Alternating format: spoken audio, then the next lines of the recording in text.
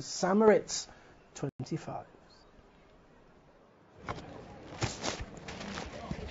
Rugged Cross, the last time he ran was in the Derby behind Camelot. Here he is today, over a mile, 11-4, just shading it from the ultra-consistent Prince of Johan, the Royal Hunt Cup winner. Fascinating race, this. It is, because you've got the 3-year-olds getting the weight concession against some battle-hardened performers. Rugged Cross, 5-2, that looks pretty short. I know he was put up this morning by Pricewise, and I agree with what he's saying. He is a very likeable sort, this, and I was at Newmarket when he was just chinned by Thought-Worthy and Noble Mission, who have gone on to finish second, third in the King Edward at Ascot. He pulled too hard in the Derby, and he was pretty free early on at Newmarket. So I would think they'd probably let him roll here with the weight concession, and he goes on any ground. He was very impressive on his maiden win at York. That was on good to soft ground, but he handled that ground at Newmarket. But he's gone from 10 furlongs to 12 furlongs back to a mile. And I just thought that was a bit short. But others, Prince of Johan, Cambridgeshire and Hunt Cup double on his CV. What a double that is. Totally different challenge for him today, though, Paul, to state the obvious. Much smaller field, different rhythm to the race altogether. Completely. I mean, this is a smaller field. He's jumped up into Lissy's card, not the hurly-burly of those massively big handicaps, but still he's got a very likeable attitude, and if there are any chinks in these 3-year-olds, he'll find them out because he's so battle hardened. But again, we can't forget Set the Trend. This is the horse that's proven in this grade. He's proven in group grade. He was second in the Celebration Mile to Dubai Gold. Now hold on a minute here, that's rock solid form. We've sometimes queried the 3-year-old form this year. So should this horse be 9-2 third favourite? I know there's the issue about that David alluded to, that this may come too soon, but the way his horses are running, I can't see that's going to be a problem for this horse, and I think he sets the standard, really.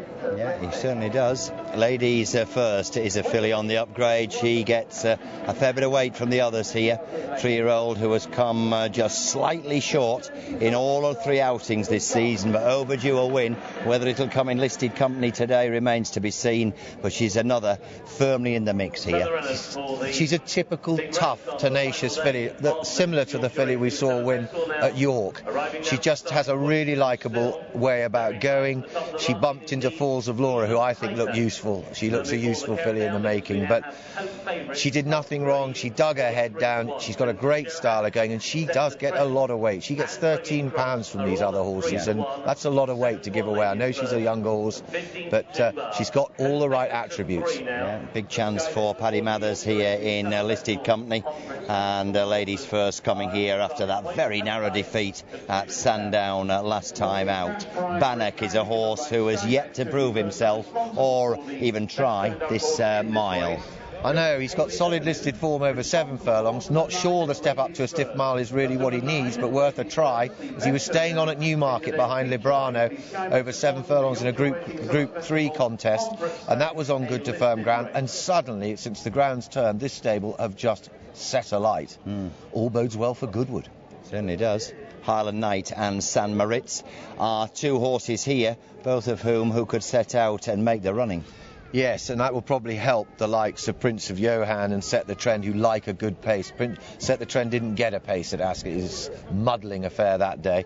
But Highland Knight, he was beaten in this sort of grade by Thistlebird at Windsor last time. He's a really decent handicapper, but will he fall short again?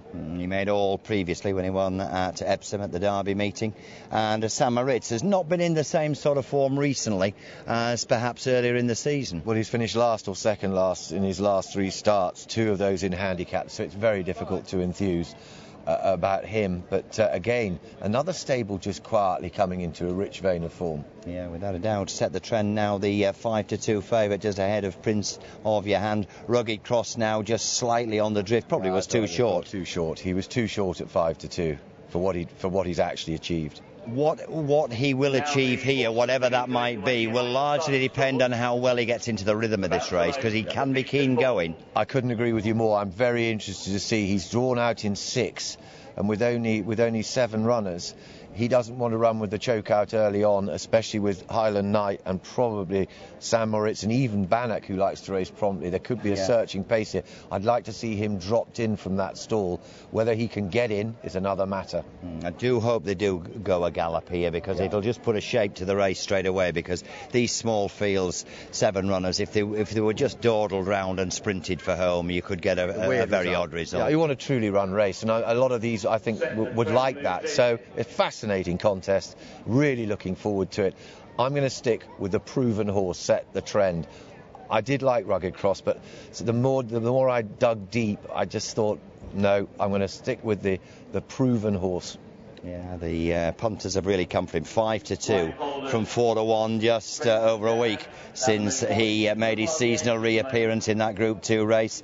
David Amiri's only concern, and it was only a slight concern, that this may come a little bit too quickly on the back of that, but you never know until you try. 5-2 then from 4-1 is Set the Trend, and another could be... Interesting little footnote. The gentleman stood down there, who is Stephen Taylor, who's generally starting, but his son has just been picked, my nephew has just been picked to play for England at Headingley in the second test against South Africa, having made 160 against Sussex, and he's a real star of the future. His Christian name, Paul? Is James Taylor. He plays for Nottinghamshire, but it's a very exciting time for him.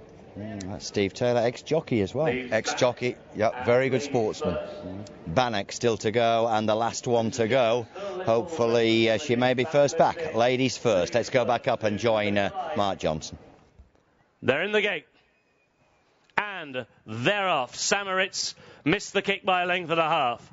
And it's Set the Trend, who set in motion early here and leads the hands of Danny Tudhope at the end of the first furlong of the Sky Bet, supporting the Yorkshire Racing Summer Festival Pomfret Stakes. And they go towards the turn taken at the 6 furlong peg. And it's Set the Trend who is leading them a merry dance here, a generous tempo, with Highland Knight racing in second. Already 3 lengths back.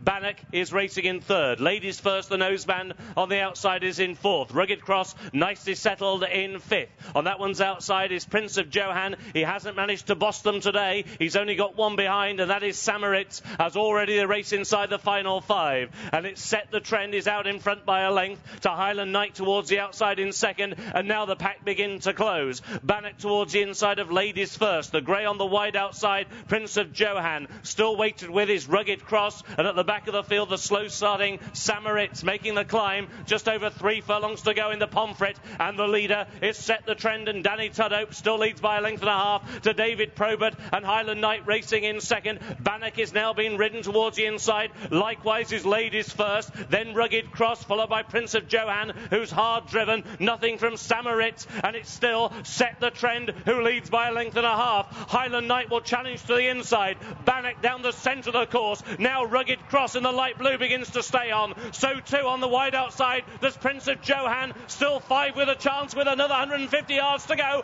Bannock wandering now into the centre of the course. Highland Knight has got the rail to help. Highland Knight has now got the lead. Highland Knight wins the Pomfret. Rugged Cross was second. Close call third. Bannock near side, and Set the Trend far side. Yeah, thrilling race. Highland Knight takes the honours for David Probert and for Andrew Walling. 10-1 winner, gets up peach of a run up the inside as well, and wins this listed Pomfret Stakes. Photo finish for third place here. Bannock came to have a really serious chance. Just